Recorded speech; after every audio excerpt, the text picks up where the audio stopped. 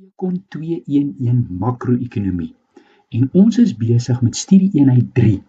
Dit is die ADAS model met inflasie by en dit kom uit hoofstuk 7 in Fourie en Burger.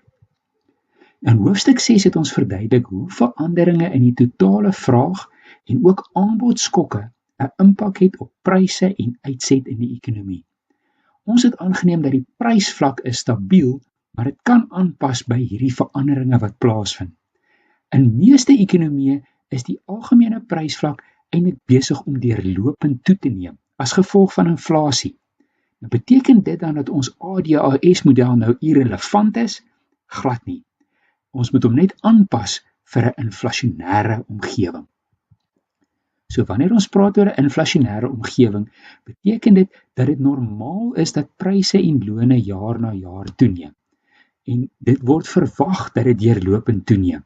So daar is 'n inflasiekoers nou ter sprake en hoewel daardie inflasiekoers hoër en laer kan wees oor tyd, is daar altyd 'n bietjie inflasie ter sprake. Nou ons definisie van inflasie is natuurlik dat dit 'n volgehoue toename is in die algemene prysvlak. Nou toenames in pryse kan byvoorbeeld wees as gevolg van 'n verbetering in kwaliteit. En daar is so 'n eenvoudige reël wat sê dat 'n inflasiekoers van 2% reflekteer sulke verbeterings in die kwaliteit van goedere en dienste. Die simbool wat ons gebruik om inflasie aan te dui in ons modelle is hierdie pi-teken wat jy hier sien en dit verteenwoordig dan 'n persentasieverandering in die algemene prysvlak oor 'n sekere tyd. En inflasie word dan gemeet in terme van 'n prysindeks. In Suid-Afrika gebruik ons tipies die verbruikersprysindeks wat 'n mandjie van goedere en dienste beskryf waarvan die prysveranderinge gemeet word en dan in 'n indeksvorm bereken word en daardie indekse word dan gebruik om die inflasiekoers te bereken. Die koers is eenvoudig dan die persentasieverandering in die indekswaardes oor tyd. Soos jy hier kan sien 2010 minus 2009 gedeel deur daardie oorspronklike 2009 maal 100 sal dan 'n persentasieverandering in die indeks gee en dit is die inflasiekoers in 2010. Nou, as ons dink aan ons ADAS model soos jy hom geleer het in die vorige hoofstuk, kan ons nou sê veronderstel ons is in 'n ekonomie wat 'n ewewigsinflasiekoers het van sommer maar net X%. Dit kan nou 4 wees of 6, maak nie regtig saak nie.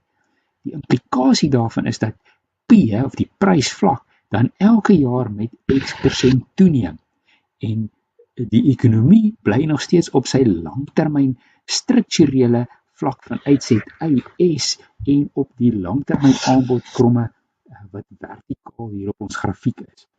Nou die gevolg van hierdie inflasie wat elke jaar toeneem is dat die AD-kromme elke jaar 'n bietjie opskuif en dat die AS aanpassingsproses dan plaasvind en jaar vir jaar styg pryse terwyl die ekonomie by sy langtermyn strukturele ewewig is. Soos jy kan sien, is hierdie nie 'n baie sinvolle stuk toerusting om te gebruik om jou ontledings te doen nie, want vinnig gaan die AD en die AS bo van die bladsy af beweeg. Ons moet ons model aanpas. Nou wat ons doen om dit aan te pas, dat in plaas van pryse sit ons nou inflasie op die vertikale as van die model. En ons aanbodkrommes kry nou nuwe name. Mens kan praat van die aangepaste korttermyn aanbodkromme of ook daarna verwys as die Phillips-kromme oor die korttermyn.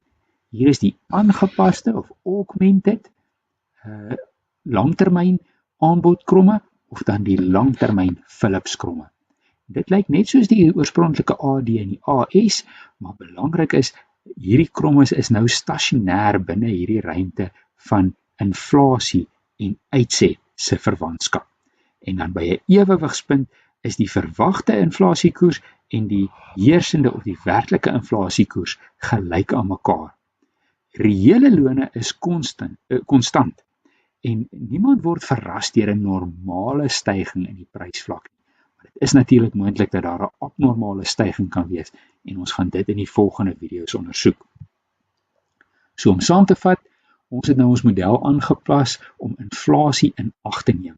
En ons gaan nou dit gebruik om te verduidelik wat is die impak van 'n verandering in die totale vraag wat is die impak van 'n aanbodkant skok?